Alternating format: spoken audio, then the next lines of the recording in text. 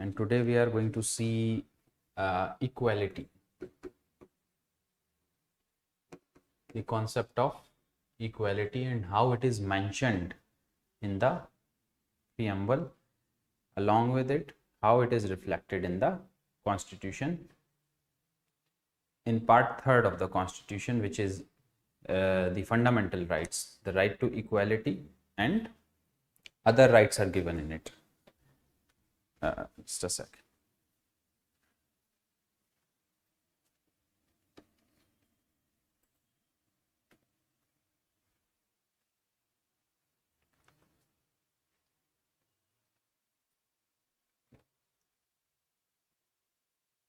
So, equality before law, equal protection of law. You may have heard these terminologies while you are preparing or before you were preparing, and if you have given any attempts, you must have heard about equality before law, equal protection of law, and reservations and how they come up, the protection given to the socially and economically weaker sections, to educationally and historically weaker sections, and all these concepts we are going to see today. How the core constitutional value of equality, which is mentioned in our preamble, equality of status and opportunity, equality of status and opportunity gets reflected in the fundamental rights from article number 14 to article number 18, which deals with right to equality. Article 14 is the basic genus through which all the other articles 15, 16, 17, 18 flows. Article 14 is the basis, the foundational basis of right to equality, which is provided not only to the citizens of the country but also to the non-citizens or aliens. The other articles 15, 16, 17, 18, they are for the citizens of the country. But as far as article number 14 goes, this is also for the non-citizens, means they will also be treated equally in the eyes of law. Okay, they must also be provided all the protection of law if they are in the territory of India. That's the basis of a civilized society, isn't it? If you are a civilized society and if any foreigner comes to your country, will you not treat him or her equally in the eyes of law? Let's say something wrong happens with somebody. Will you not give him protection of law? Will you not give him a fair trial? This is not only the basis of a civilized society, but also the tradition of India, which says Vasudhaiva Kutumbakam, or the guests in our country are treated as gods. So this is also important. This is important to give them the necessary protection of law under Article 14, which is the right to equality, which is extended to all by our constitution. So how this topic is important for UPSC? Again, in prelims examination, in mains examination, and if fortunately you clear the mains examination, you will go in front of the interview board. All of them would be asking you the questions related with right to equality. This is very important to understand that it is the cornerstone of our constitution. If there is no equality, only few people will reach to the top socially and economically. Rest, all the people will be behind. They will not be developing, and hence in the longer term the country would suffer economically, socially, because the talent which must come from all the people is coming from a very smaller group, and only those group are going forward who were socially strong, who were educationally strong, who were financially strong. Microscopic minority. What about the majority of the people? So for the development of the country, social development of the country, economic development of the country, and also to raise the political consciousness in the country, it is paramount to give equality, to provide equality in the society. In the eyes of law, that's one thing. Also, there has to be affirmative action. That simply means that if some section of people were downtrodden, historically, if you see, they were socially and educationally discriminated, they needs to come to the level, they needs to be, their status has to be raised to the level of the mainstream community, and for that several actions of the state is required, the positive actions of the state is required. Without that, it is not possible to create equality in the society. And if there is no equality in the society, forget about development, the real development I am talking about. The development of the people, not only of few high class people, whether it be financially high class people or socially high class people. So for the development of all, including the scheduled caste, the scheduled tribes, the other backward classes, of women, of children, of older people, the development of everybody, of the tribals, it is paramount to understand that these articles from 14 to 18, which reflects the core constitutional value of the preamble, is needed, is the need of the hour. And our Supreme Court and the other courts, they take a very strong footing, a very strong, sort of decision while they are dealing with cases of right to equality, because they are the guarantor of the fundamental rights, protector of the fundamental rights to the citizens of the country, and it is their duty to protect equality in the society, to minimize inequality in the society. Also, the nature of the state, if you see India, it's a welfare state. What does welfare state means? अपन ने पढ़ा था preamble की class में. Welfare state का मतलब क्या होता है? वेलफेयर स्टेट जो है, सिंपली उसका मतलब होता है how will you bring down the inequality in the society. आपकी सोसाइटी यूं होनी चाहिए, this is called equal society. सारे class, creed, religion, sex, they are all equal. जब आपकी सोसाइटी यूं है तो प्रॉब्लमेटिक है. समझ रहे हैं? So if this is your society, all the religion, caste, creeds, they must all be equal. And if some of them are not equal, they have to be brought up like this. But think about it, if your society is like this,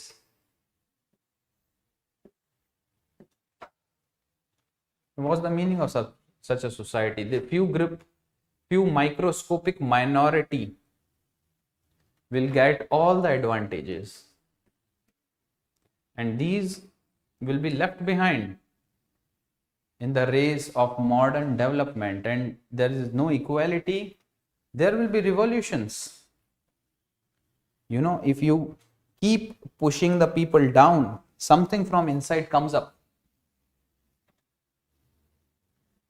There will be more and more revolution, there will be more and more unrest.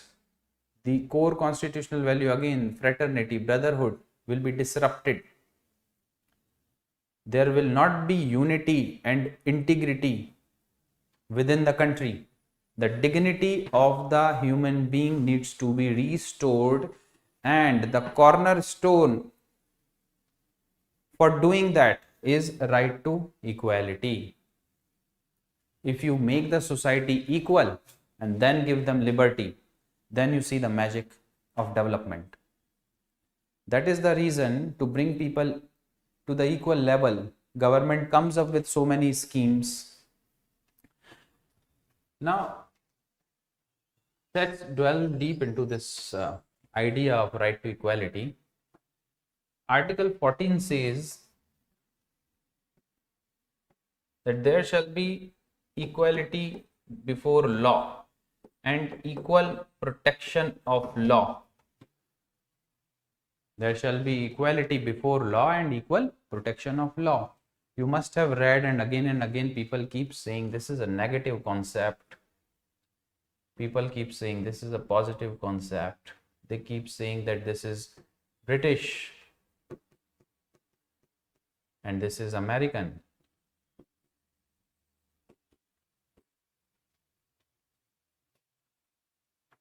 How is this termed negative or positive or British or American? So when you say this is negative, it prohibits state from doing anything which creates inequality in the society. For example, let's consider a society which is very equal.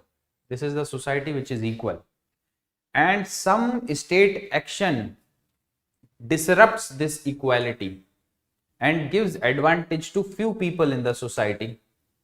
Any law made by the parliament, any action taken by the executive, any interpretation done by the judiciary, if creates some disruption in this society which is already equal, and give advantages to few people based on whatever ground you may consider, religion, race, caste, sex, race, descent, origin, whatever it may be, advantage to some faction or some section, whatever it may be. If any interpretation of the judiciary or action taken by the executive or law made by the parliament creates disruption in this equal society, then the outcome is inequality. To stop the state from doing this, this article has been introduced, that the state, which includes all of them, all the organs, including judiciary, including executive, including legislature, must not take any action which creates inequality in the society. You must not give advantage to one section or to one person in the society.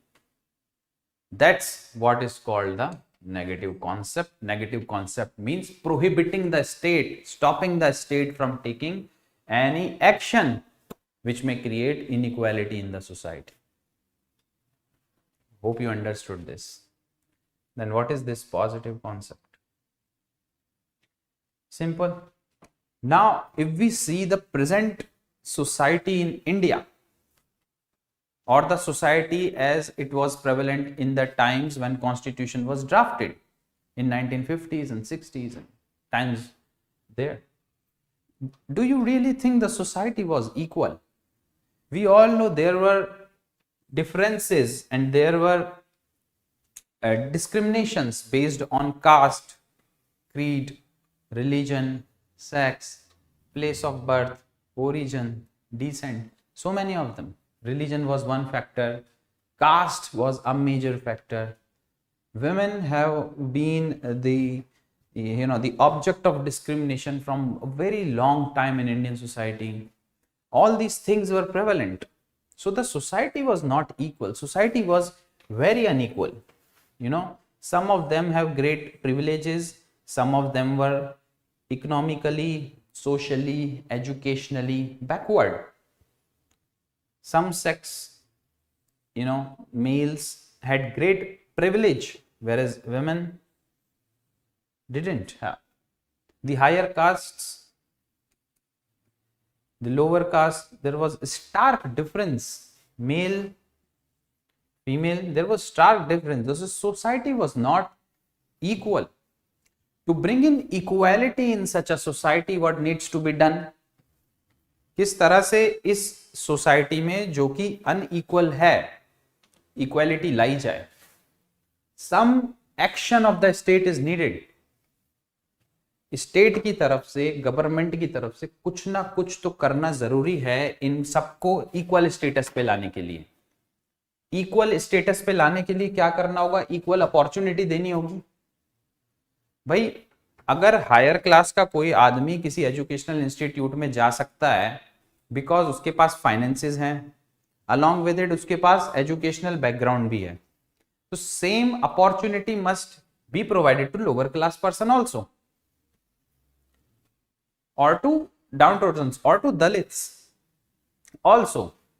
तो equality of opportunity जब तक state provide नहीं करवाएगा, equality कहां से आएगी? Equality को लाने के लिए स्टेट को कुछ ना कुछ एक्शंस लेना जरूरी है. That is called as the affirmative actions, है ना। जब स्टेट कोई एक्शन ले रहा है, that is the positive concept. Equal protection of law based on the principle that likes must be treated alike. जो सिमिलरली सर्कमस्टेंस्ड पीपल हैं, they must be treated alike. दो ब्राह्मण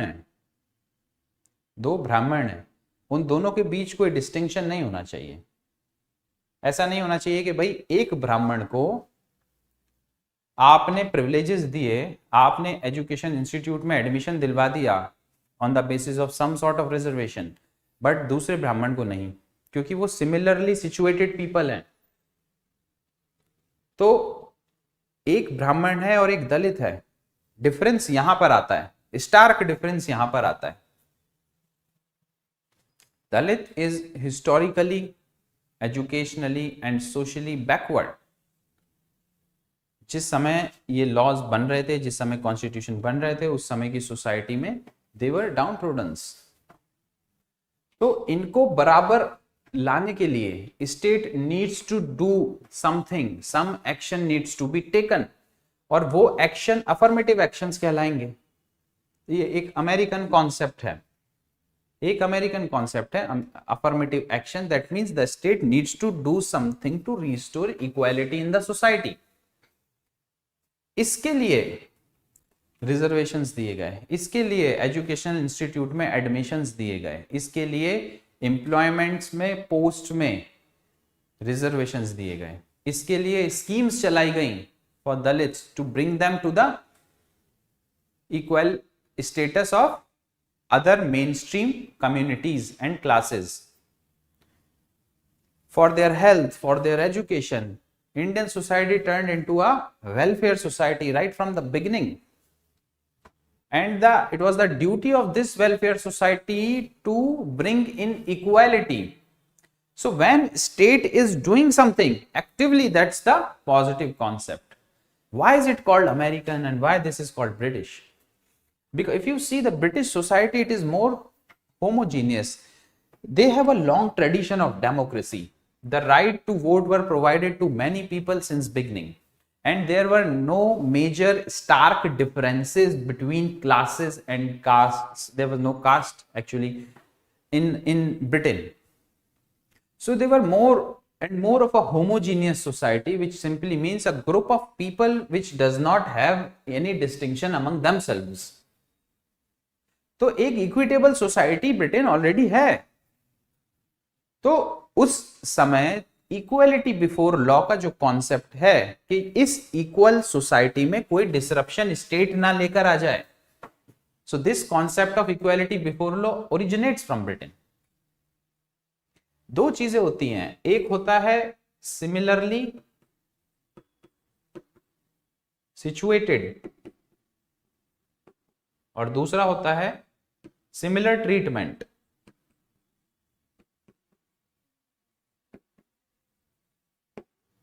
दोनों अलग अलग बातें।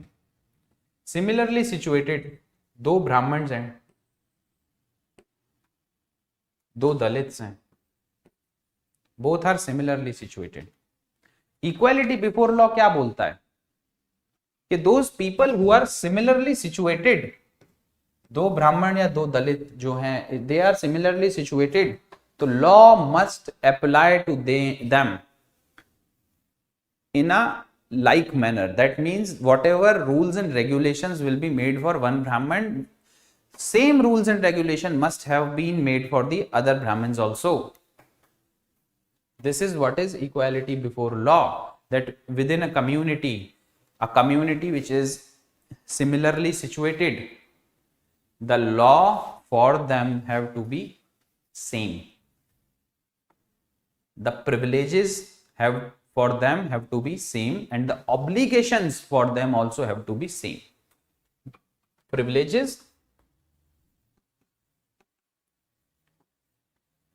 and obligations for both of them have to be same. This is what is equality before law, that the similarly situated people, the law for them has to be same. Equal protection of law talks about the action taken by the state to eliminate inequality in the society and to bring those people on the equal status so that equality is maintained in the society. So what happens? The similar treatment is not given to two people who are not similarly situated. Different treatment is given. The likes must be treated alike and the alikes must be treated alike. I hope this concept, if you have heard, the likes must be treated alike.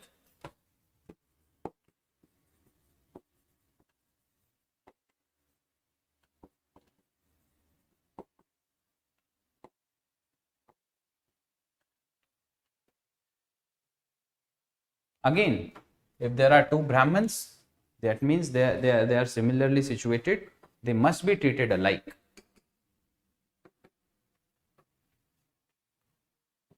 एक ही community के लोग जो कि similarly situated हैं, उनकी historical, उनकी social, उनकी educational condition, उनकी फाइनेंशियल कंडीशन ऑलमोस्ट सिमिलर है, उस समय उनके साथ जो भी ट्रीटमेंट होगा वो सेम होना चाहिए.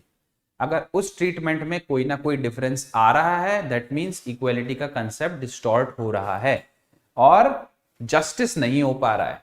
तो उस जस्टिस को करने के लिए there are courts. So this article 14 and the subsequent article 15, 16, 17, 18, they are provided in the constitution to maintain social, economic and political justice within the country. Social, economic, political justice within the country. देखिए एक example से समझते हैं. अब if you see, if there is, let's say, a manager in a bank, a bank manager. This is person number 1. This is person number 2. He is a bank manager.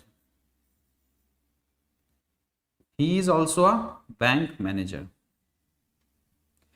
They have the same load of work. The work is same. They do the same kind of work. They do the same kind of work. But this bank manager and this bank manager, both of them, again, they work for rural regional bank. Rural regional bank.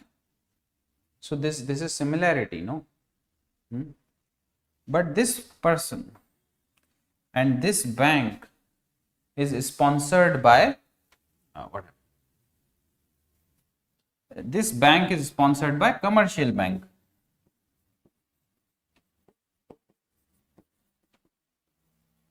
And this bank is sponsored by cooperative bank.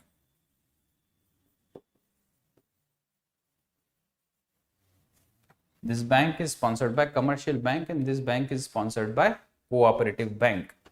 So tell me, if there is a distinction in salary between these two people, there is distinction of salary between these two people, will that be allowed or not? Will that salary be allowed or not? The distinction in salary. The commercial bank one will be getting more salary than the cooperative bank one. So this is a homework for you. You please try to know and understand that are they similarly situated people or are they not?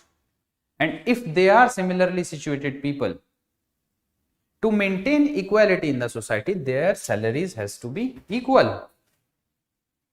And if they are not similarly situated people, then their salary may be different. So this is the homework for you.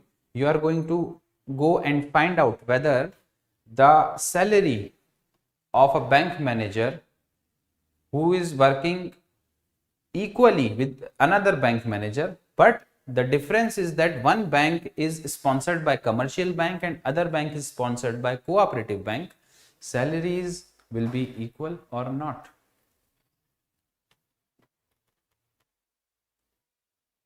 Commissioned officer.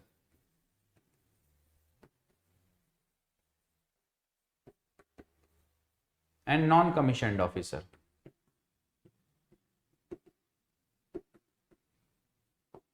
In the army. Commissioned officer and non-commissioned officer in the army. You know, they put a leave application and the commissioned officer gets a leave of 5 weeks.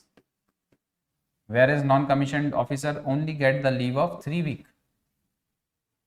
This distinction which is made, you know, their salaries are also different. The kind of leave and perks and privileges both of them get is also different. So is it hurting? It is against the value of equality in the society. This is again a homework. Please let me know whether or not this is allowed.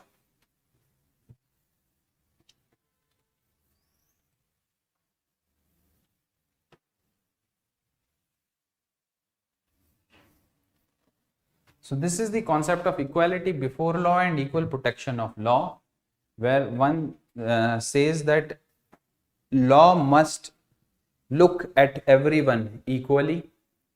There must not be any distinction based on any ground among the citizens of the country. This is what is equality before law, that the similarly situated persons, the law made for them has to be same. The equal protection of law says there has to be some affirmative action in creating equality in the society. And again, likes must not be treated unlike. Okay, the likes has to be treated like. That's again, the person from the same community, same caste, same religion, or rather we should say similarly situated people have to be treated equally. So in India, if you see, distinctions are between people. You can be discriminated as a person, individual, and you can be discriminated as a group of person. Let's say you belong to some caste which has been discriminated in the society, and you are a person who belong to the caste and then you are discriminated. Law give protection to both of them. Equality before law and equal protection law are social concepts in India. That doesn't only apply to individuals but also apply to group of people. Whether it be religion, race, caste, sex, anything.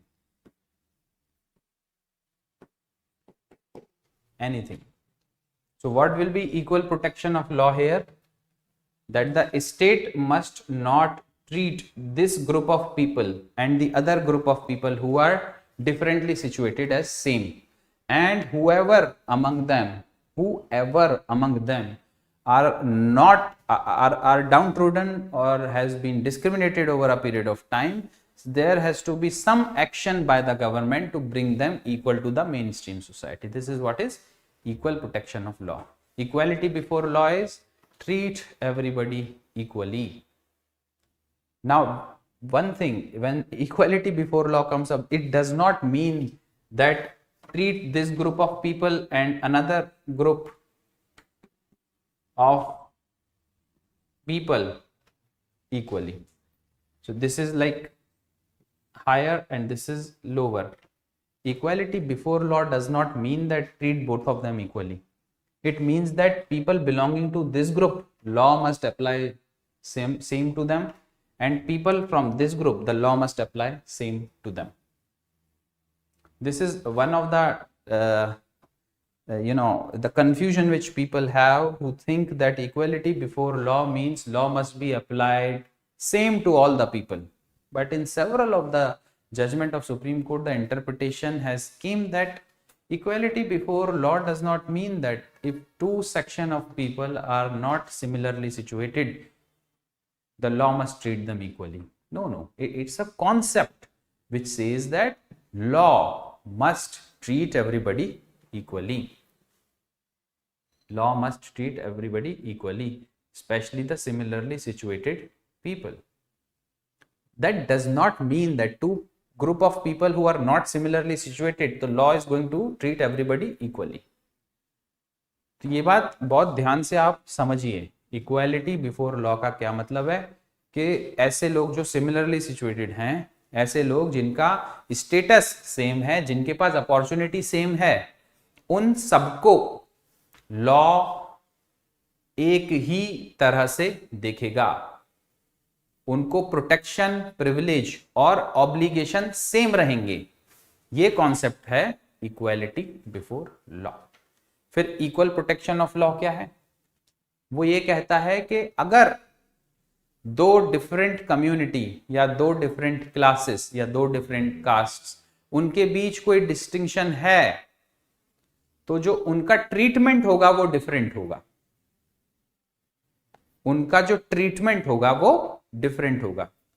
So the concept of similarly situated applies to equality before law and the concept of similar treatment applies to equal protection of law. यहां पर positive action हो रहा है, देखिए कोई action हो रहा है.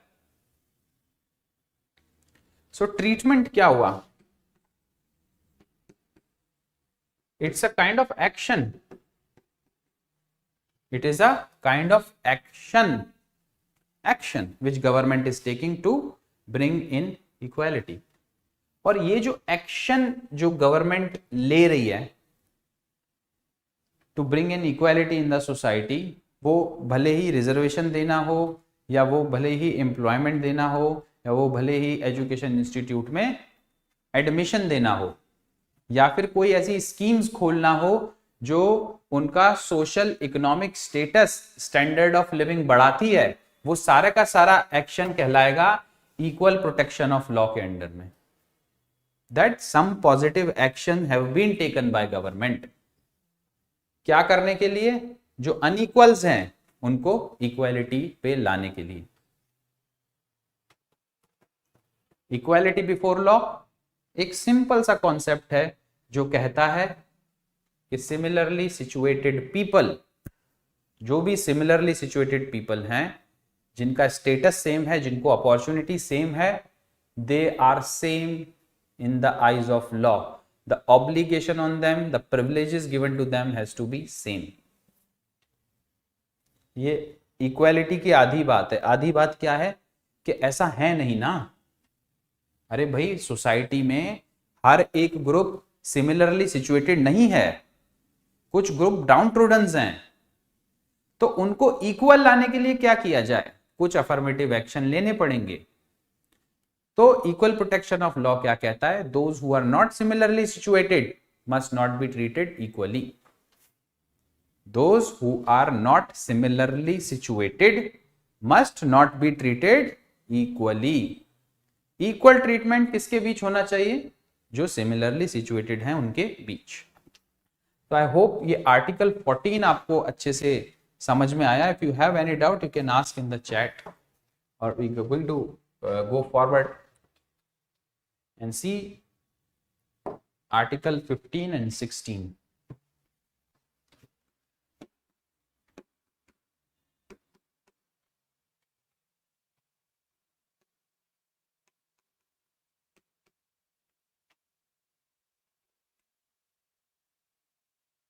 Article 15 and 16. So article 14 was applicable to all. It is a right which is extended to not only citizens but also the non-citizens or the aliens. But this article 15 is for the citizens and it particularizes article 14. Article 14 is a very broad article which says that equality before law has to be there, equal protection of law has to be there. Those are two important principles needed for maintaining equality within the society.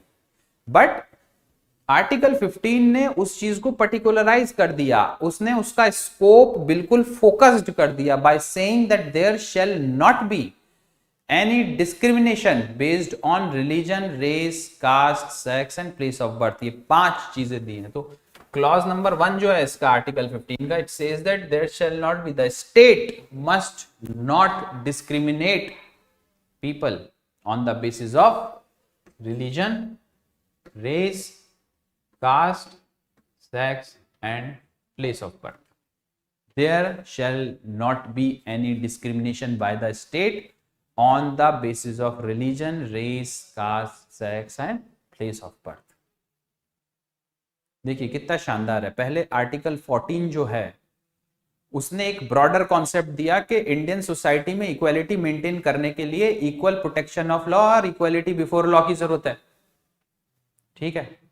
उसके बाद article 15 डाला ये बात बताने के लिए कि हमारी सोसाइटी में डिस्क्रिमिनेशन बहुत ज्यादा है। और किस चीजों के बेस पर है? रिलीजन के बेस पे है, रेस के बेस पे है, कास्ट के बेस पे है, सेक्स के बेस पे, जेंडर के बेस पे है, प्लेस ऑफ बर्थ के बेस पे है।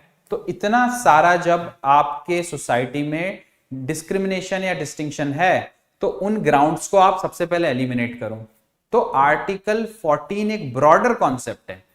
आर्टिकल 15 उसको नैरो डाउन कर देता है उस बेसिस पे कि भाई कुछ ग्राउंड्स हैं जिनके बेसिस पे हिस्टोरिकली अगर अपन देखें इंडियन सोसाइटी में तो डिस्क्रिमिनेशन होते आया है। रिलीजन के बेस पे होते आया है, कास्ट के बेस पे होते आया है। तो जो स्टेट है, weather it B judiciary, weather it B executive, weather it B parliament, वो इन बेसिस पे डिस्क्रिमिनेशन नहीं करेगा। ये कॉन्स्टिट्यूशनैलिटी की एक बहुत बड़ा एग्जांपल नहीं है लिमिटेड गवर्नमेंट का कि यू आर स्टॉपिंग और limiting the power of the government, the power of the state, so that they should not infringe or abridge any of the fundamental right given to the citizens of the country. This is a great example कि on the basis of religion, race, caste, sex and place of birth there shall not be any discrimination by the state. कैसे होता है भाई? ये simple है। अगर आप employment दे रहे हैं किसी को तो रिलीजन बेस नहीं होता उसका कि भाई आपने हिंदुओं को आगे बढ़ा दिया या मुसलमानों को आगे बढ़ा दिया या क्रिश्चियनों को आगे बढ़ा दिया on the cost of other religions. Similarly caste उसका बेस नहीं हो सकता है कि अगर आपको एजुकेशन इंस्टीट्यूशंस में एडमिशन देने तो आपने ब्राह्मणों को दे दिया या फिर राजपूतों को दे दिया, ऐसा तो नहीं है भाई। तो this kind of discrimination must also not be there. Then आपने सिर्फ औरतों को आगे बढ़ा दिया या आपने सिर्फ आदमियों को आगे बढ़ा दिया अपने स्टेट ने अपने एक्शंस से, this is also a discrimination. So and place of birth, पता चला भाई ये लोग बोलने लगे कि भारत के किसी भूभाग में जो लोग पैदा हुए हैं वो लोग इस पर्टिकुलर सर्विस के लिए एलिजिबल नहीं है या फिर सिर्फ वही लोग उस पर्टिकुलर सर्विस के लिए एलिजिबल हैं। ये भी एक डिस्क्रिमिनेशन है ना। तो इन तरह के जो डिस्क्रिमिनेशन हैं वो रिमूव किए गए हैं कॉन्स्टिट्यूशन में बहुत ही रैशनल और ऑब्जेक्टिव मैनर में, बहुत ही स्मार्टली इंडियन सोसाइटी को देखते हुए। तो ये जो पूरा कॉन्स्टिट्यूशन मेकिंग प्रोसेस है ना, अपन बड़े आसानी से कह देते हैं 3 साल लग गए, it has been borrowed from different countries, ऐसा नहीं है भाई। कोई भी आर्ट बनता है तो वो ओरिजिनल नहीं बनता है, सम और the other element is borrowed. और वो जो बोरोड होता है, मजेदार बात होती है जब आप उसको अपने ढांचे के हिसाब से बदल दो, that's called creativity. And the constitution framers have shown at most ultimate creativity in making this constitution, जिन्होंने the concept of equality, liberty and fraternity, जो कि वेस्टर्न कॉन्सेप्ट्स थे, अपनी सोसाइटी में भी पहले से थे, वो कहीं ना कहीं कैसे ना कैसे रिफ्लेक्ट होते थे, सोशल कॉन्सेप्ट्स वैसे थे। पर मॉडर्न डेमोक्रेसी में अगर देखा जाए तो दोज आर वेस्टर्न कॉन्सेप्ट्स, और लिबर्टी, इक्वालिटी, फ्रेटर्निटी उधर से उठाकर अपने इधर जिस तरह से इंप्लीमेंट किया गया है, that is the work of an artist. तो वो सारे के सारे फ्रेमर्स ऑफ द कॉन्स्टिट्यूशन जो थे, जिन्होंने अपना संविधान बनाया है, they were highly educated and people of wisdom. They were people of wisdom, जिन्होंने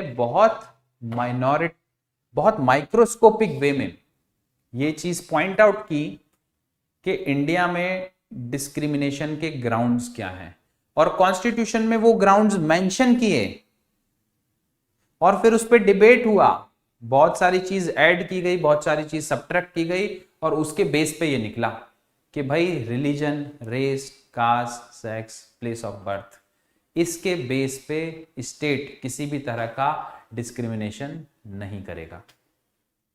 अगर करेगा तो आप कोर्ट जा सकते हो अंडर आर्टिकल 32 एंड 226, तो वो रेमेडी भी दे रखी है।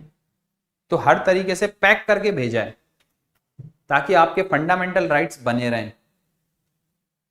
तो आर्टिकल 15 का क्लॉज 1 कहता है religion, race, caste, sex, place of birth. दूसरी चीज क्लॉज नंबर 2, किसी भी तरह का रिस्ट्रिक्शन या किसी भी तरह की डिसेबिलिटी या किसी भी तरह का प्रोहिबिशन या किसी भी तरह की लाइबिलिटी, ये सब नहीं होनी चाहिए इस ग्राउंड पे। Religion, race, caste, sex, place of birth. और दूसरी चीज क्या होती है कि जो शॉप्स हैं, एंटरटेनमेंट की प्लेसेस हैं,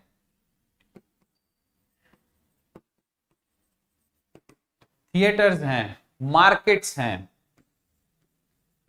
पब्लिक प्लेसेस हैं, इन सब पर किसी भी तरह का डिस्क्रिमिनेशन नहीं होना चाहिए based on religion, race, caste, sex and place of birth. Also ghats, Wales,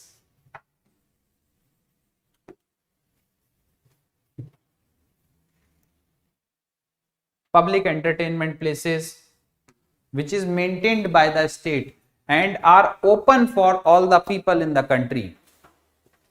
Nobody must be prohibited or restricted to have access to these places based on religion, race, caste, sex and place of birth. That simply means अगर आप किसी cast के आदमी हैं और आपको वो कहें कि इस वेल से पानी नहीं भर सकते, या फिर आप किसी पर्टिकुलर रिलीजन के आदमी हैं और कोई आपको कहे कि इस वेल से पानी नहीं भर सकते, दीज थिंग्स आर प्रोहिबिटेड। तो ये जो चीज है ना, ये सिर्फ स्टेट पे लागू नहीं हो रही है, this is for private people also, understand this. Even a private person, any individual must not and can not stop you from accessing to shops, to tanks, to wells, to ghats, to public places, to shops, to markets in India. They cannot do it. It is punishable offense. Neither should state do it, nor should a private person do it. That's not allowed. That's not entertained in India. So, फिर से constitutional framers जो थे, उन्होंने देखा कि क्या क्या problems होती हैं। दलित्स को तो पानी नहीं भरने दिया जाता है वेल पे से, या घाट का एक्सेस नहीं मिलता, या पब्लिक प्लेसेस पे नहीं जा पाते। Same thing happens with females, same thing happen with people of a particular religion. तो what ends up happening, they have included a clause in article 15 जो आर्टिकल 14 के broader right to equality clause के अंदर आता है।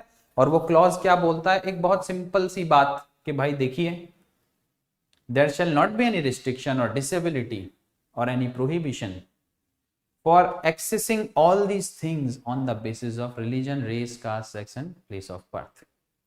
This is clause number 2.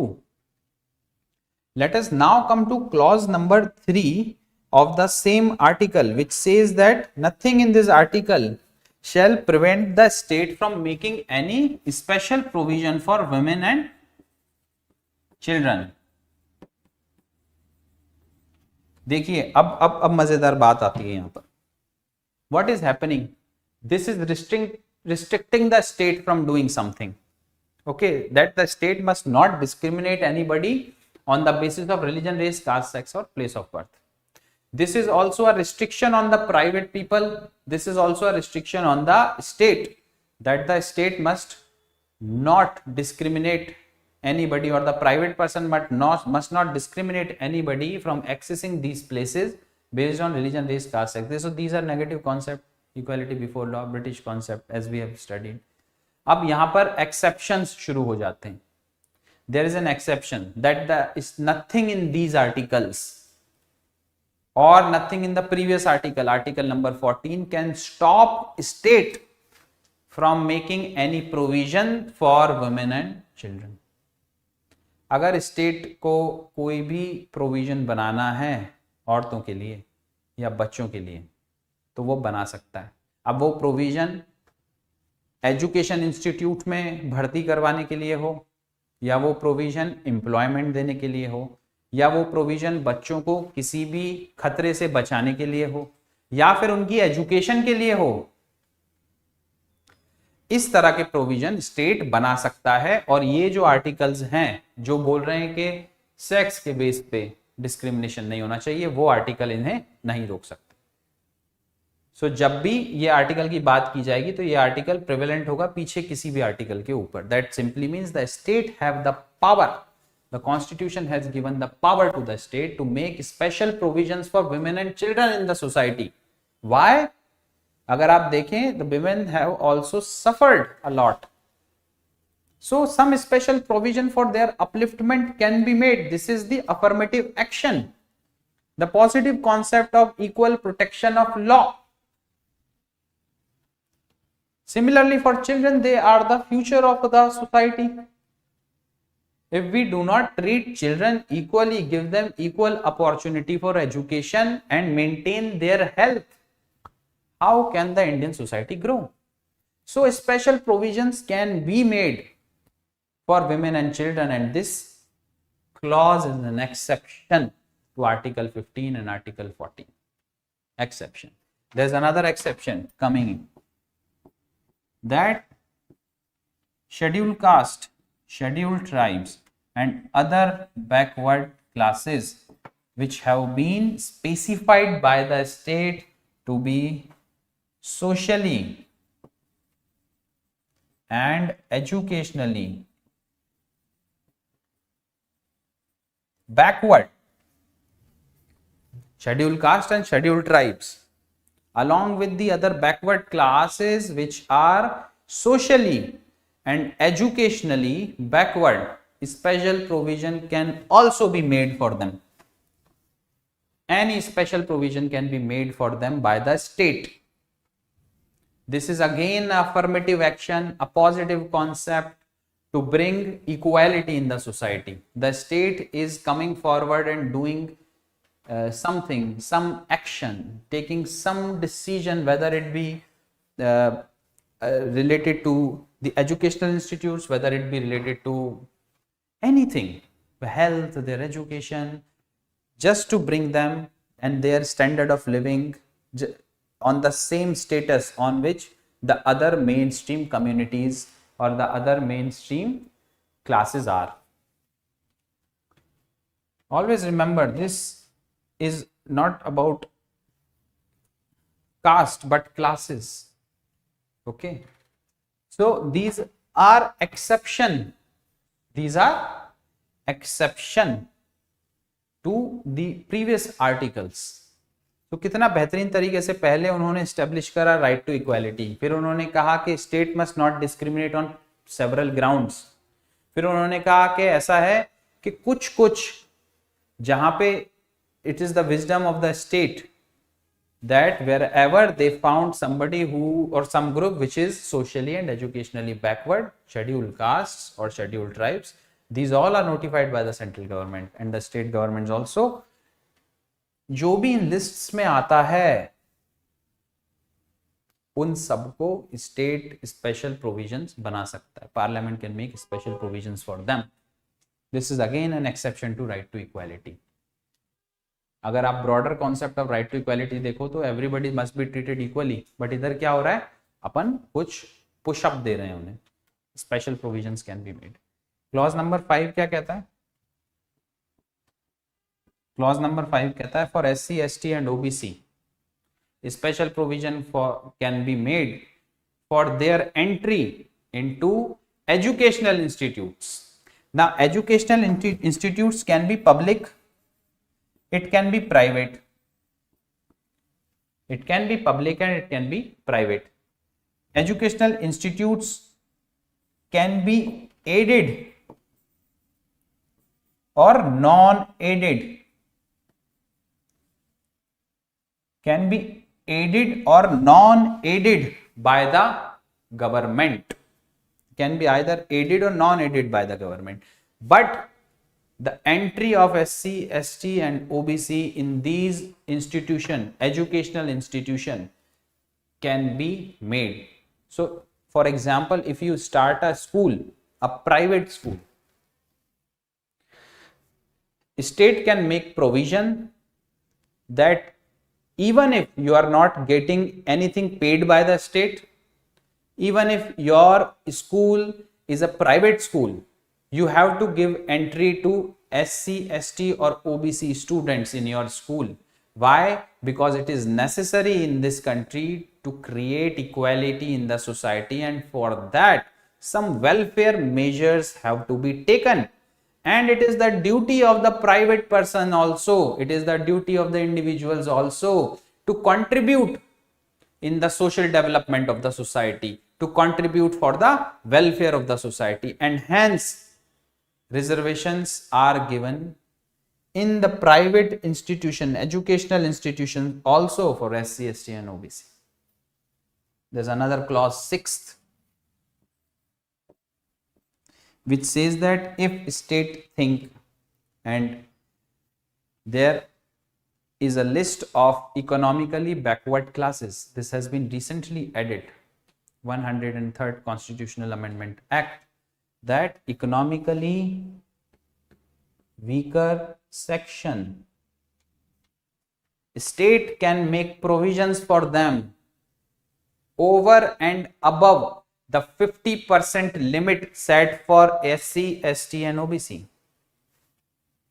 over and above, with the condition that maximum 10%, not more than 10%, but maximum 10% reservations can be provided to them. So state can make provisions for economically weaker section people also. So these are 6 clauses, 3, 4, 5 and 6 are exception to right to equality, but necessary to maintain equality within the society or to bring the downtrodden's equal to the other people of the country. Article 16, if we see, clause number 1 says the equality of opportunity in the matter of employment must be maintained. Equality must be maintained in the employment sector. State is a model employer.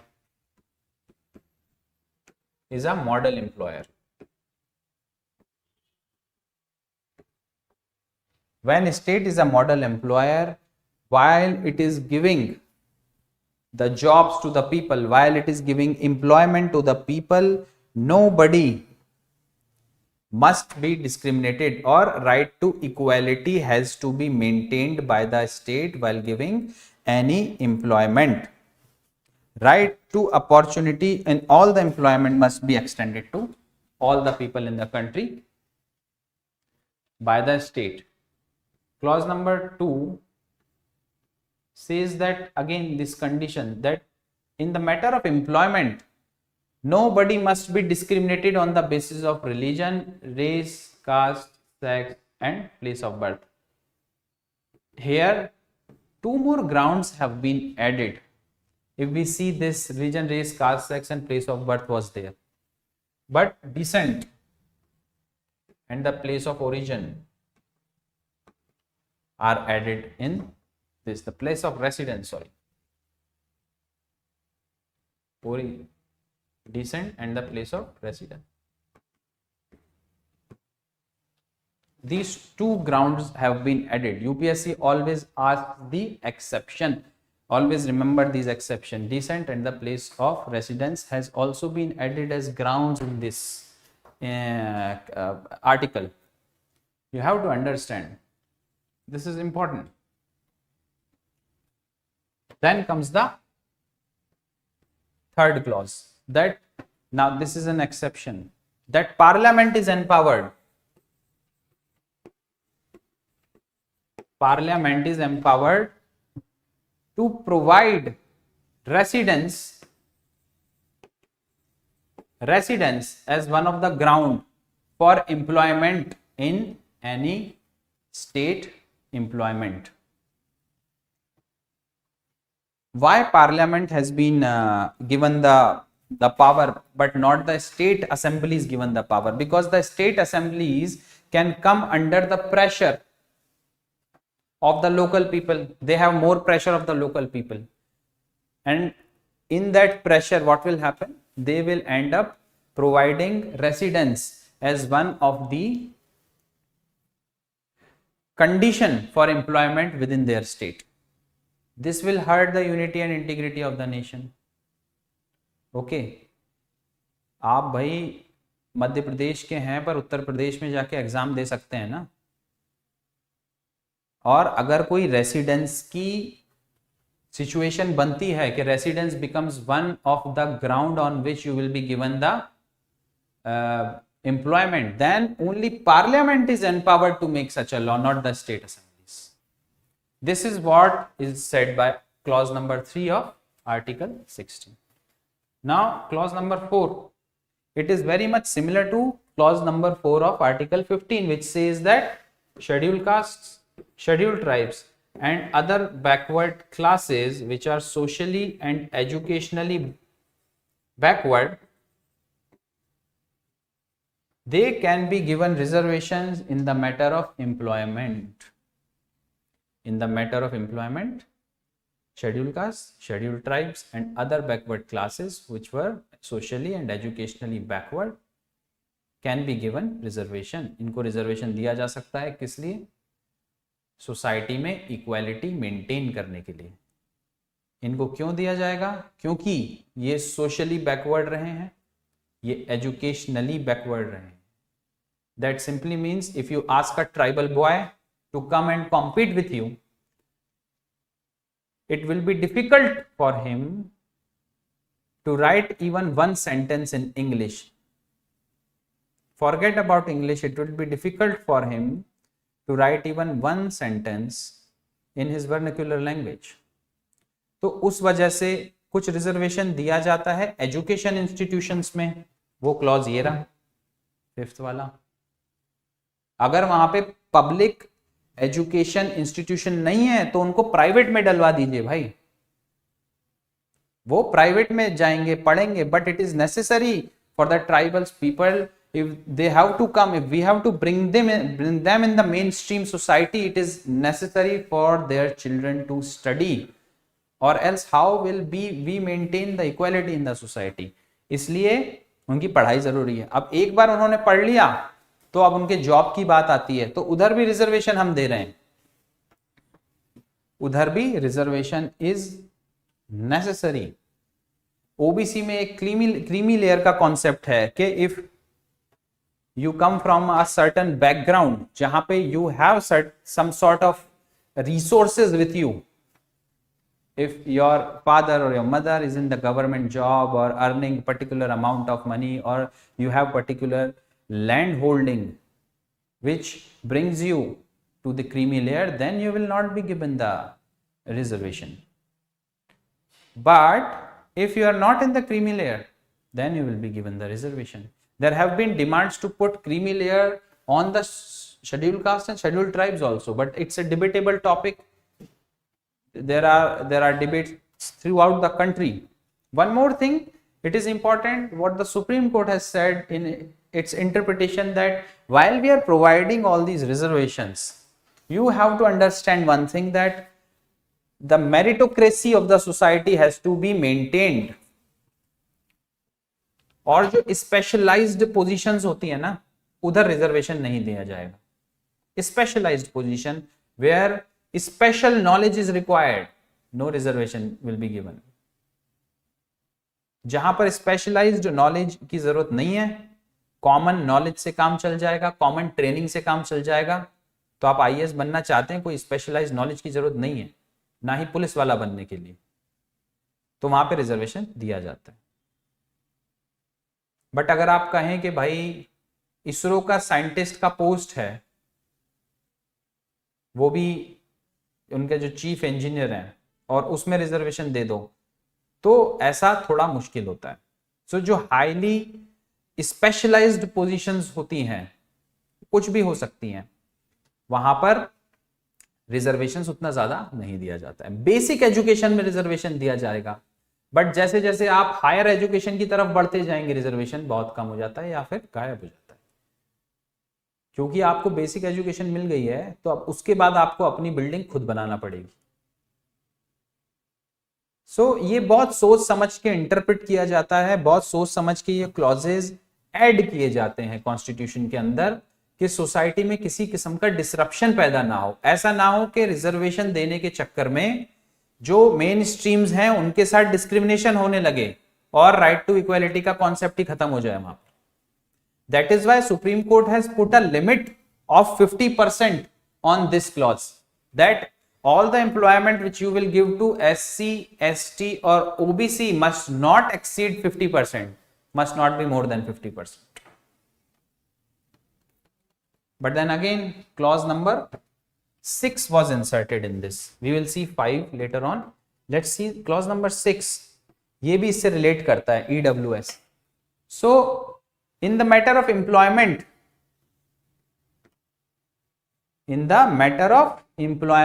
and also in the matter of promotions, maximum 10% reservation over and above the 50% reservation limit, 50% reservation ceiling which has been put on the reservation for SC, ST and OBC. Additional 10% reservation for economically weaker section can be provided by the state.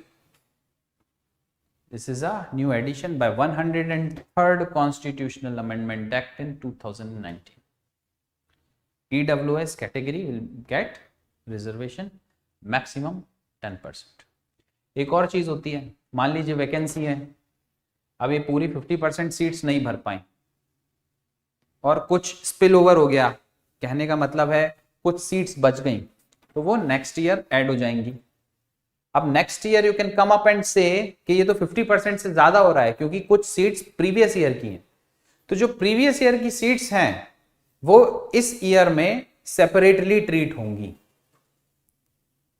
सो इस year की 50% seats are separate, plus additionally if some seats of the previous year are there, they will be treated separately, they will not be included in those 50% seats. I hope this is also clear to you. So EWS maximum 10% of reservation can be provided. Specialized positions होती हैं, मान लीजिए कोई denominational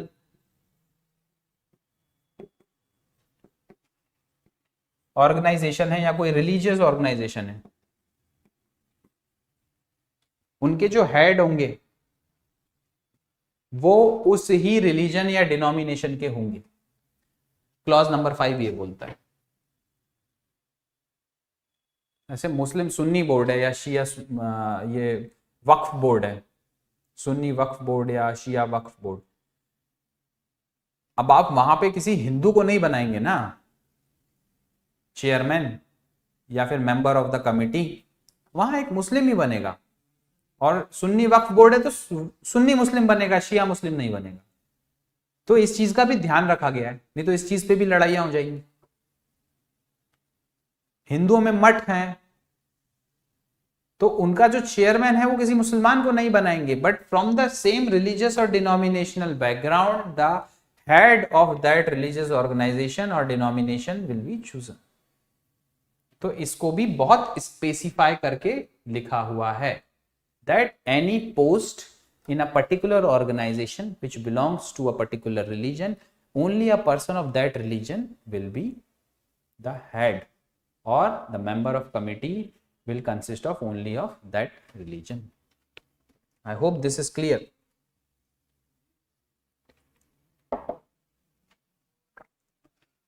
तो देखिए ये 6 clause इसमें, 6 clause उधर तरफ आर्टिकल 15 में कितने अच्छे से राइट टू इक्वालिटी के कॉन्सेप्ट को बैलेंस किया हुआ है कि कहीं पर तो बोल रहे हैं कि ग्राउंड्स जो हैं इनके बेस पे डिस्क्रिमिनेशन नहीं होना चाहिए, but at the same time affirmative action needs to be taken for SC, for ST, for OBC.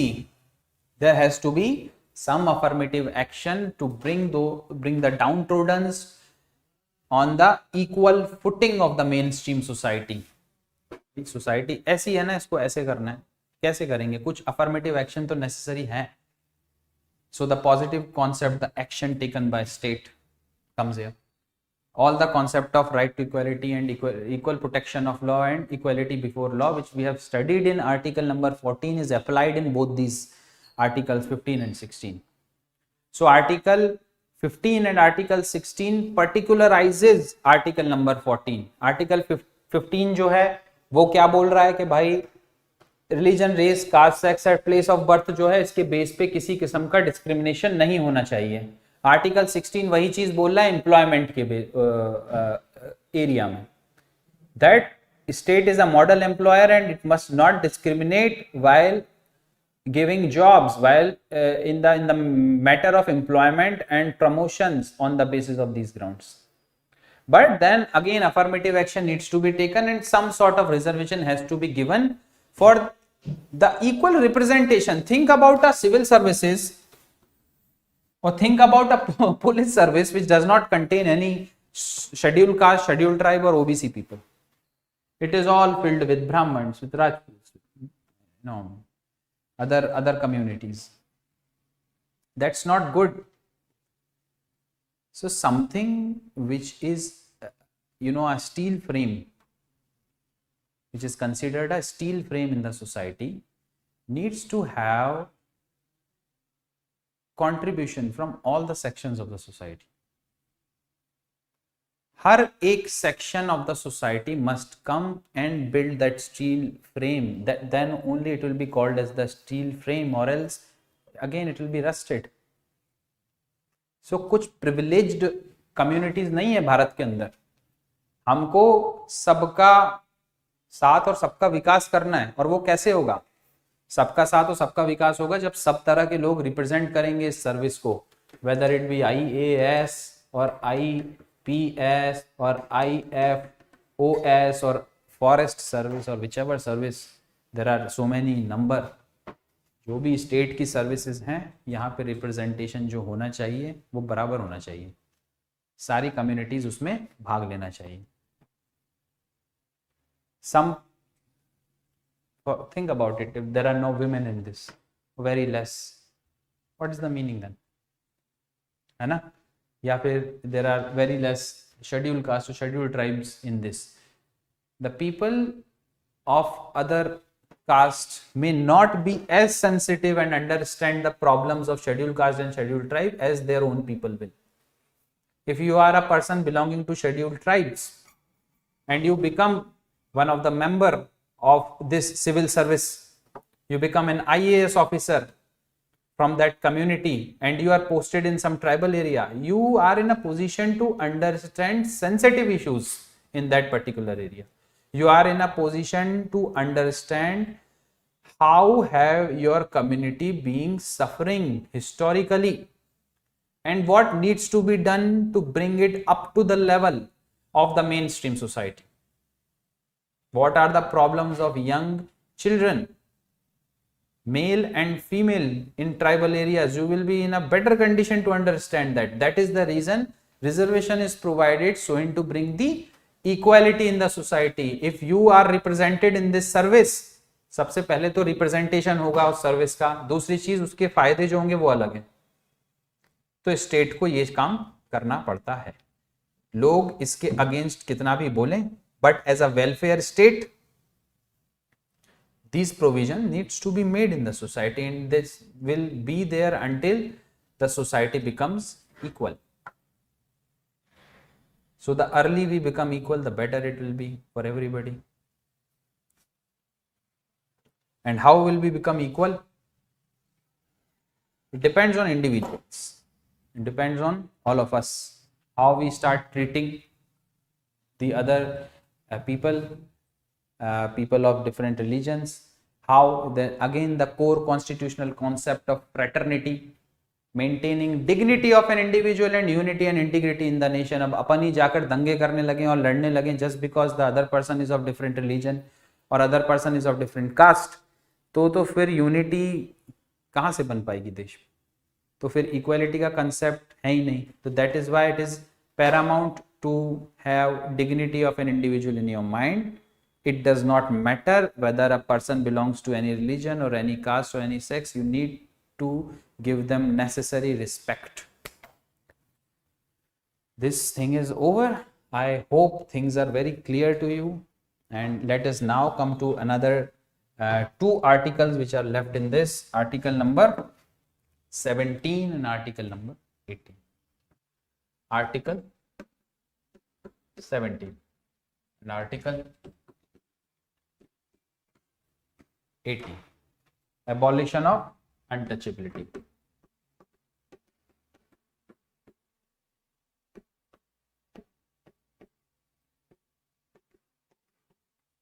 And this is abolition of titles.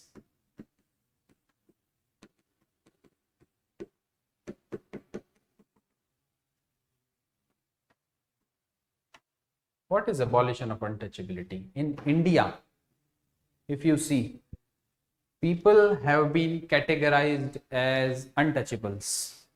This was a very ugly practice which has been prevalent in our society from a very, very long time.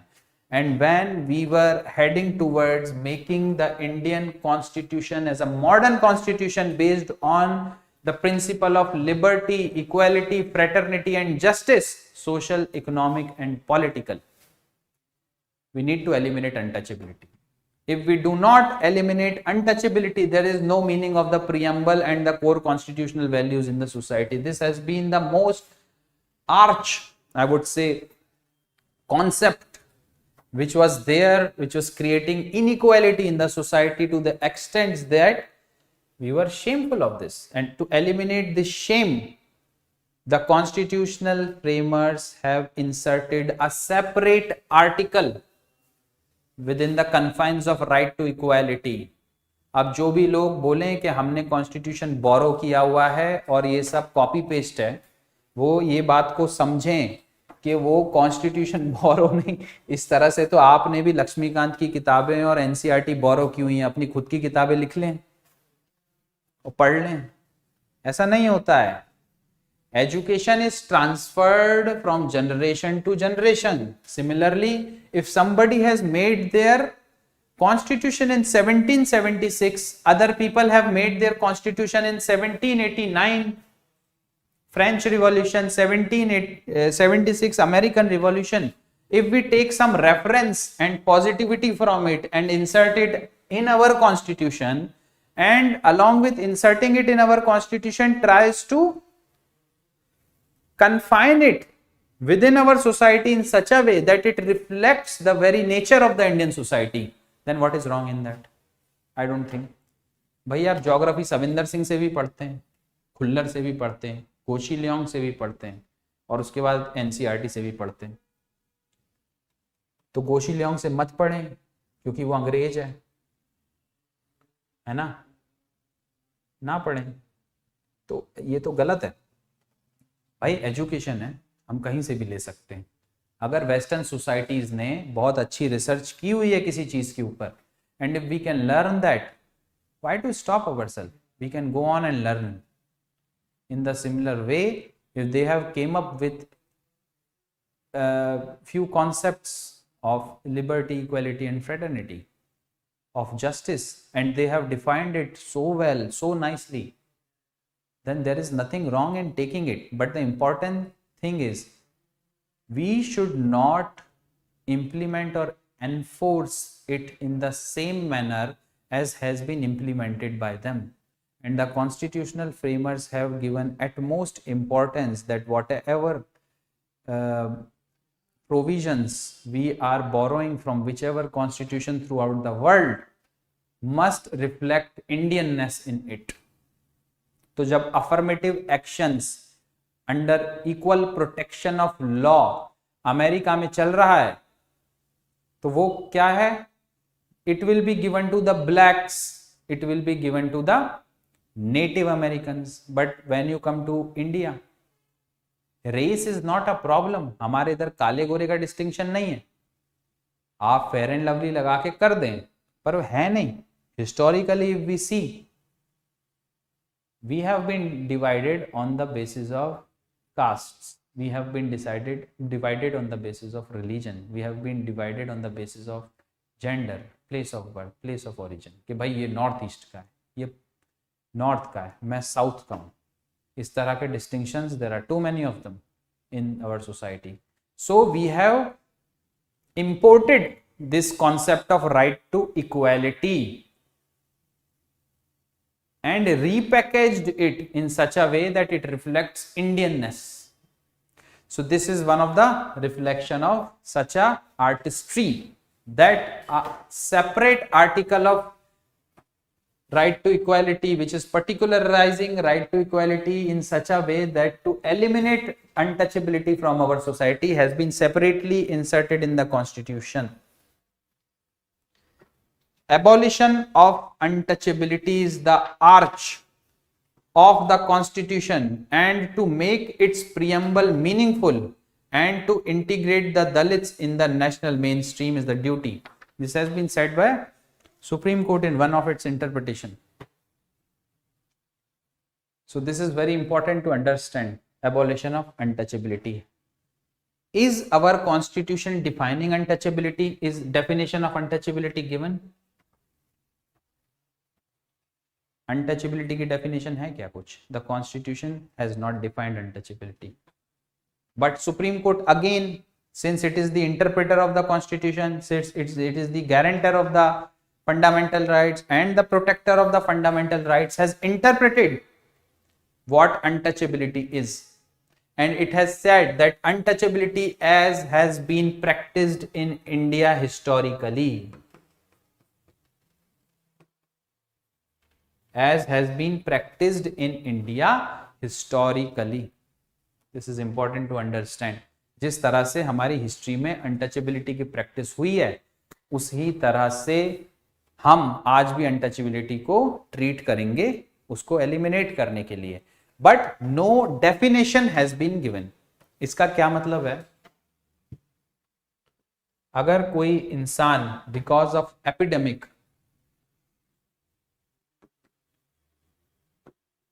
because of some social observance, होता है ना भाई, उनके घर में death हो गई है, अभी छुआछूत मत करो, हैं? शमशान घाट से आए तो पहले नहाओ, नहीं तो मैं छूंगा नहीं. These are social observance. कोई एपिडेमिक है, प्लेग फैल गया, कोविड अपन सबने देखा, बहुत दूर दूर रह रहे थे, तो क्या आर्टिकल 17 को इन्वोक कर दें और कोर्ट पहुंच जाए क्या 32 के अंदर कि भाई ये तो हमको छू नहीं रहे हैं, ये हमको अनटचेबिलिटी की प्रैक्टिस हम पर हो रही है? This is not what it means. Historically how we have treated untouchability, with which group of people we have treated, we have kept them in untouchable groups historically as it has been practiced in India. That is the interpretation of untouchability under Article 17. If a higher class Brahmin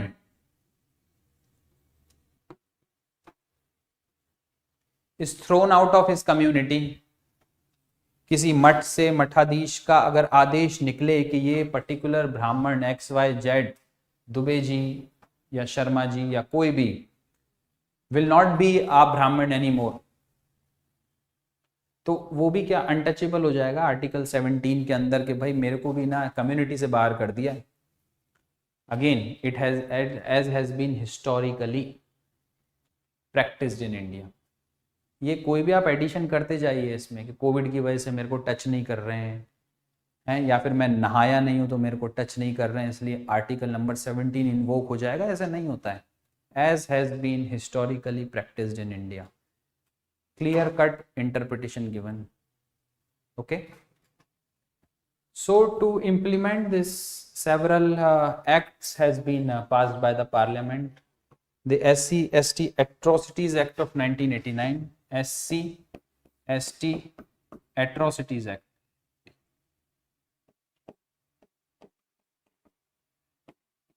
Act of 1989 is one of the major act to protect people from this practice of untouchability. 1955 में भी एक act आया था, protection of civil rights act, protection of untouchability act नाम था, which has been renamed to the protection of the civil rights act of 1955. Now a new act of 1989, SC/ST Atrocities Act is introduced by the parliament, so to stop the practice of untouchability. ये act क्या बोलता है? इस act में provisions हैं stopping the commission of atrocities. Atrocities उन्होंने define की हुई हैं, stopping the commission of atrocities. Then special courts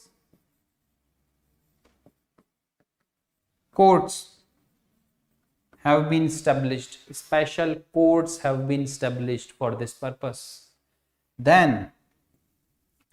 there have been provisions for rehabilitation and compensation. Rehabilitation and compensation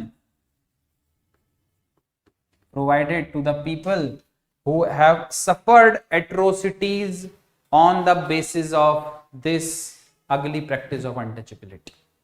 So this act is very important in maintaining the dignity of the individual in the Indian society, because it is covered under Article 17, which has been made a criminal offense in India. Abolition of untouchability. No one, and remember, applies to both public, means the state, and also private individuals. This article is also supported by, if you remember, clause 2 of Article 15. See, no restriction, disability, prohibition or liability must be imposed on anybody on the basis of religion, race, caste, sex, place of birth.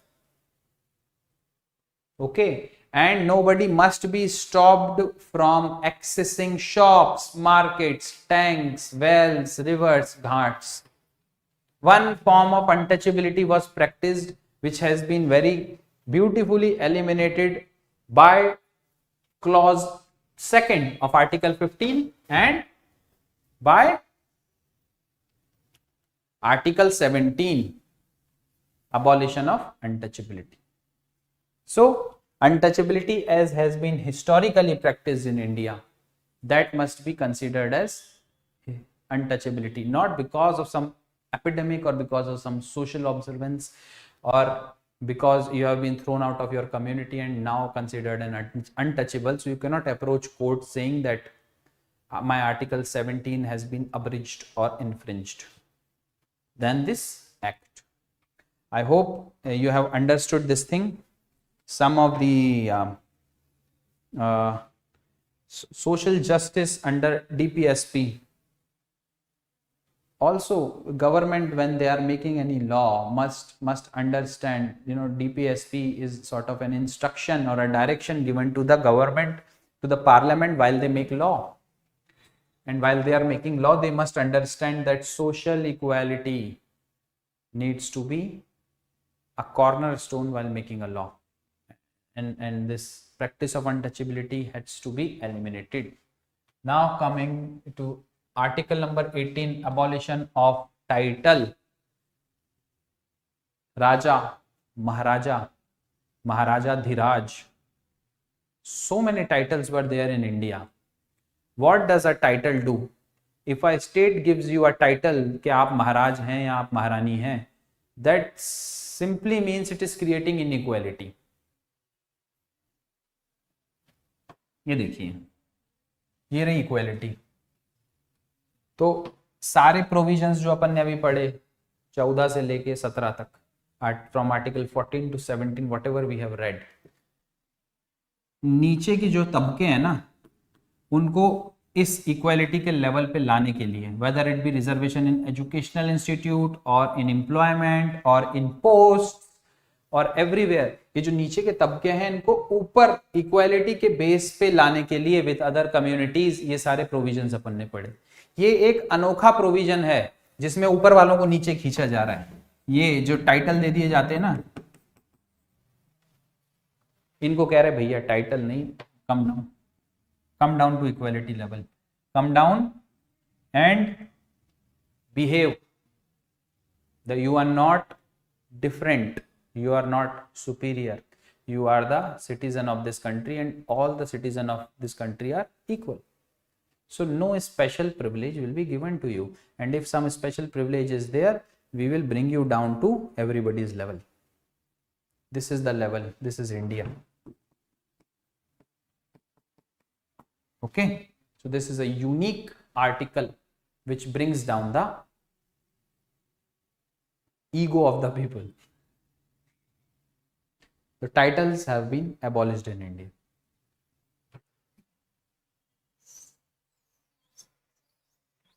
But there is an exception. अब हम कहते हैं अपनी duty में, every Indian must strive to be, you know, scientific temper होना चाहिए, and everybody should strive to become best version of themselves and all the other thing for the socio-economic political. और आप कह रहे हो टाइटल को हटा दो, फिर पद्म भूषण, पद्म विभूषण, भारत रत्न, ये क्या टाइटल दे रखे हैं गवर्नमेंट ने? हाँ, Padma awards, Padma Bhushan, Padma Vibhushan, Padma Shri, Bharat Ratna, all these are based on merit. भैया मेरिटोक्रेसी जो है needs to be awarded.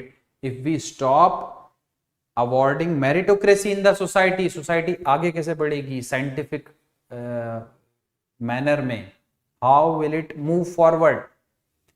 For them to move forward, it is very important to honor and award merit or any title which has been given for meritocracy is allowed. This is an exception. Again, military titles.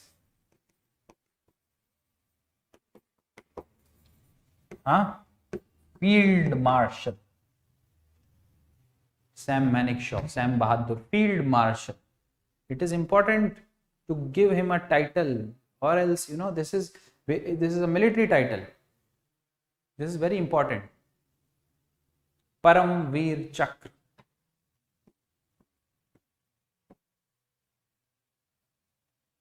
Manoj Pandey, Vikram Batra, Paramveer Chakra. During the war time, extraordinary effort, Paramveer Chakra. During peace time, extraordinary effort, Ashok Chakra.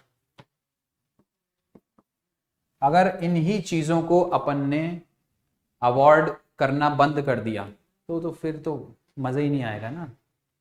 They are the extraordinary examples of valor. Not everybody is able to do that. Not everybody can go to the army and serve the country. Most of them wants to become IAS officers. They also serve the country, but this is extraordinary valor. Such condition which come in their life will not come in IAS officers' life. Believe me, neither in IPS officers' life. IPS officers, they have a more tough life than IAS. See, I am not a person who can comment on that, but whatever I can see, at least I have the freedom of speech under Article 19(1)(a) and I can think and speak and express. Virat Kohli ने ठीक shot नहीं खेला तो मैं बोल सकता हूँ ना. उसी तरह से मैं ये भी बोल सकता हूँ कि the condition which these guys face, military people, is not going to come in any police person's life, in any IAS officer's life, or any Netaji's life also. Neither in any cricketer's life. So these titles are allowed, military titles. बहुत सोच समझ के बनाए गए ये चीज, बहुत सोच समझ के, कि हम पद्म भूषण देंगे, पद्म विभूषण देंगे, भारत रत्न देंगे। This is merit and we have to honour the merit, we have to award the merit. नहीं तो सोसाइटी आगे कैसे बढ़ेगी? एग्जाम्पल्स कैसे सेट करेंगे अपन? एग्जाम्पल सेट करने के लिए ये अवार्ड तो देने बहुत जरूरी है। साथ में military honour, for honouring the valour of this country, they protect us, or else all of us will not be sitting here studying, we all would be fighting either with Chinese or with terrorists or with some other group of people who are fanatics. These are standing on the shores, on the boundaries, everywhere protecting us, need to be honored. So abolition of title except the military awards and the awards based on merit. No titles will be given to India. Very objective. You know, there is a committee head by the president and the recommendation of the prime minister has been appointed, who choose these awards very objectively, not to give patronage to some person, but to award the meritocracy. Okay, so this is a very important thing, a very important exception made for the Indian society to grow in the right manner. Again, there are several provisions under article number 18, which is very important to understand. That clause number 2 says, clause number 1 तो सीधा है कि abolition of title, no a title must be given to anybody. Clause number 2 says, no citizen of India, no citizen of India can accept any title given by any foreign country. अगर कल को पाकिस्तान आए और आपको बोले कि आपको हम एक टाइटल दे रहे हैं कि आप अकबर हैं, तो भाई you can not accept it. या तो आप देश छोड़िए, सिटीजनशिप दे दीजिए अपनी, है ना। या तो यूएस आए और वो बोले कि आप फलाने सेंट हैं या ठिकाने कुछ हैं, तो that's not allowed. until and unless you are the citizen of India, remain the citizen of India. It is not allowed to accept any title by any foreign government. No citizen of India can accept any title from any foreign government. Clause number 3 says, non-citizens who are holding the office of trust or office of profit in India. कई बार कोई foreign के लोग होते हैं ना, वो are also not citizen. इसमें OCI card holders भी होंगे, बिकॉज वो भी फुल सिटीजन नहीं है, इंडियन ओरिजिन के people, they are from people of Indian origin but not full citizens. So anybody who is a non citizen, who is a non-citizen and holding the office of profit or office of trust, office of profit and trust. If any government or any foreign government gives any title to them, they have to take permission from the president. Without the consent of the president of India, no citizen who is holding the office of profit or office of trust can take any title from any foreign government. भाई हमारे इधर काम कर रहे हो ना, हमारे office hold करे ना, तो हमारे प्रेसिडेंट से पूछो एक बार। फोर्थ क्या बोल रहा है? सिटीजन्स और नॉन सिटीजन्स दोनों के लिए है, सिटीजन्स और non citizens. Any emolument, any prize, anything except titles given by any foreign government, you have to take, again you have to take permission from the president. Simple. So ये article 18 है, ये किसी ना किसी तरह से equality maintain करने की कोशिश करवा रहा है टाइटल्स को अबॉलिश करके। अब एक बहुत इंपॉर्टेंट चीज है, अपन ने 17 पढ़ा, 18 पढ़ा, ये आर्टिकल हो गए हैं। अब equality before law, equal protection of law, और इसके अंतर्गत अपन ने ये पढ़ा है कि some affirmative action needs to be made. फिर we have studied that special provisions can be made for women and children. We have also studied that scheduled caste, scheduled tribe and other backward castes which are socially and educationally backward, special provisions can be made for them also. Then in article 16 we have said that for in the matter of employment special provisions can be made. Here we have seen that in the matter of this thing, education, admissions can be given to the members of scheduled caste, scheduled tribes and OBC in private and public, both kind of educational institutions, whether aided or not aided by the government. Now the point comes is, on what basis are you deciding whether one should be a member of that list which is going to get the benefit of these reservations, whether it be EWS, whether it be SC, whether it be ST, whether it be OBC, whether it be women, whether it be children. So the selection criteria किस चीज पर base होगा? The selection criteria.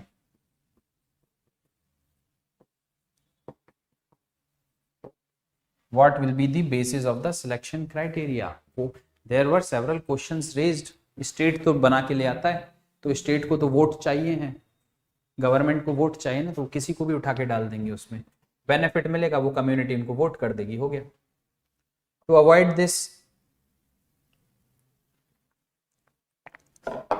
avoid this, then court have came up with different interpretation of law, and there is a term used, intelligible differentia.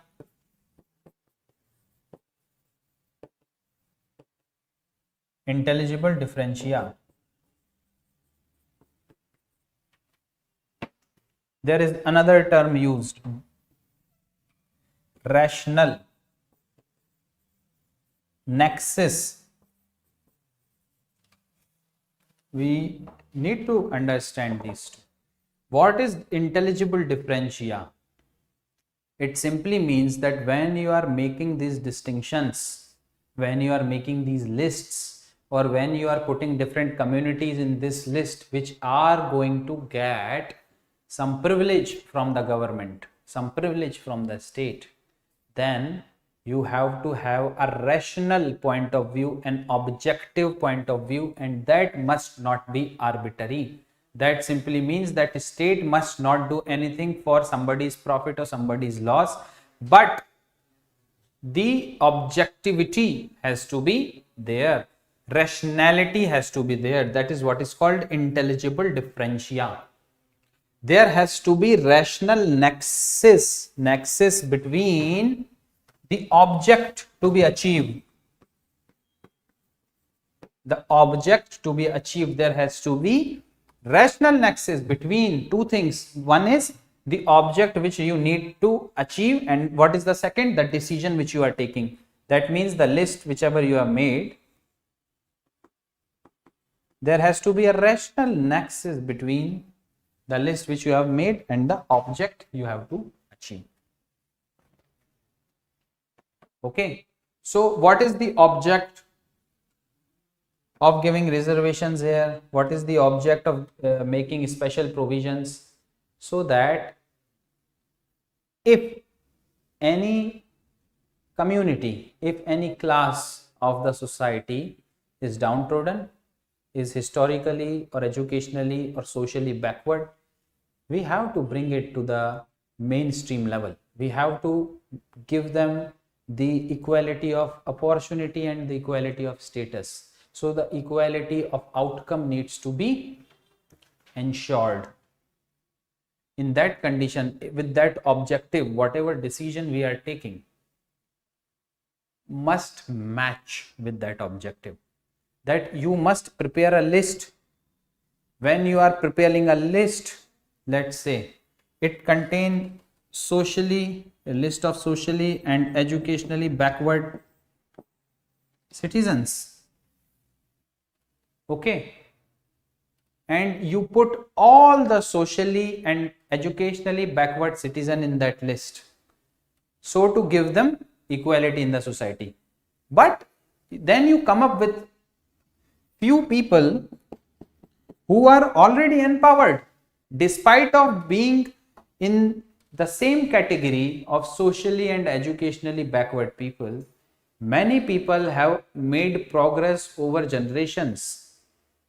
If you put the names of those people also in the same category or in the same list, what ends up happening is that the decision which you are making does not match with the objective you want to achieve. The objective is that an individual human being who have been the part of a particular community or part of a particular class needs to be given, needs to be ensured some benefit so that they come up with the other mainstream groups or other mainstream people. That is the objective. But what if the people you are putting in the group are already with the mainstream society? So this rationality needs to be there. Rational nexus between the decision you're making and the objective which needs to be achieved has to be there. Intelligible differentia, that any decision made based on objectivity and rationality only has to be entertained, not by the whims and fancies of the government or any decision which is arbitrary. Those decisions must not at any cost be entertained. So I hope you have understood this whole concept of right to equality from article number 14 to article number 18 and the different facets of it. We have studied equality before law, equal protection of law. We have seen intelligible differentia on the basis of which the distinctions are made. Okay, then we have seen other things in article 15 and 16 and article 17 and 18, and these all in some or the other way define the right to equality.